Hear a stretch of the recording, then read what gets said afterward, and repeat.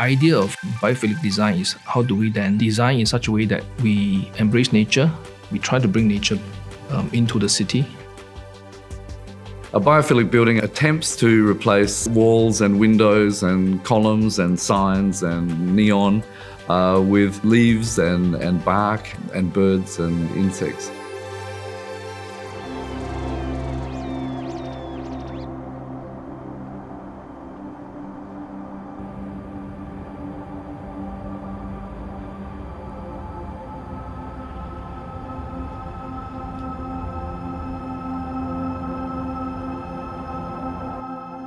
There are benefits of connectivity with nature because I think it's a combined effect of psychological health as well as physiological health, where the fresh air as well as natural lights, because that helps body generate vitamin D.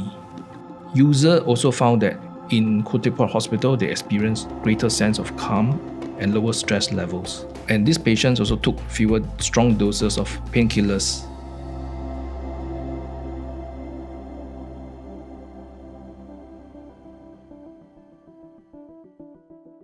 What we've been interested in is, can we achieve this in a high-density city? So can we make 100% replacement of the green area of the city?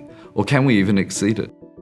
The most we've achieved is on the Oasia Downtown Hotel, where we have 1,100% of green plot ratio. So this means we have 11 times the amount of nature in the building than we would if we had no building at all. We just had the empty site as a garden. Even with just 10% of new buildings having 1,000% of nature, we can quite rapidly retrofit a city to have the equivalent of 100% green cover of the city.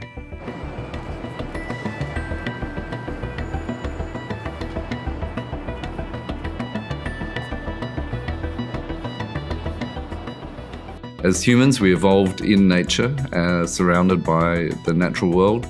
So living in cities is something quite unnatural for us. It seems to be causing a series of psychological and physiological problems.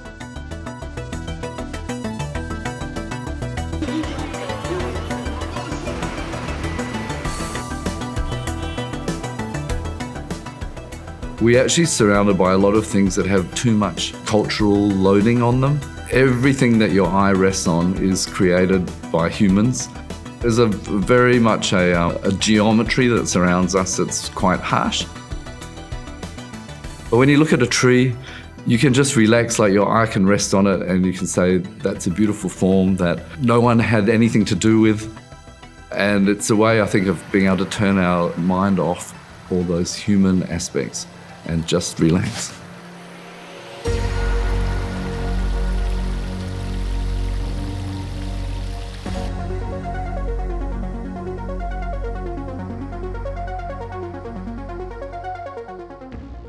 So biophilic architecture does foster urban ecology by creating opportunities for a richer, diverse ecosystem.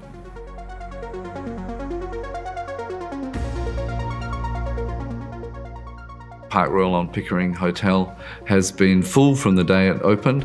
So many people see it as a place they would like to experience and stay in. So the gardens have actually become the biggest factor in driving guests into the hotel. And I have to say, it is a wonderful thing to see someone walking down the street, their eyes drift onto the building, they stop dead, they might tap their companion on the shoulder and then they point at the building, and the very first reaction they have is they move towards the building and they just want to go into it. And as an architect, there's nothing more rewarding than that.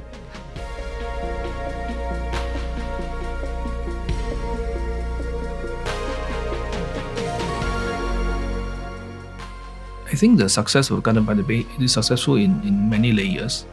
First of all, it created a space for citizens to share and to enjoy. At the same time, it's like an urban living room, right? When the visitors come to your city, that is the first place they visit, and then they learn about your city. Biophilic architecture is the first step towards a longer-term solution. I think the more green our cities get, in fact, it will start snowballing and the more people will demand it.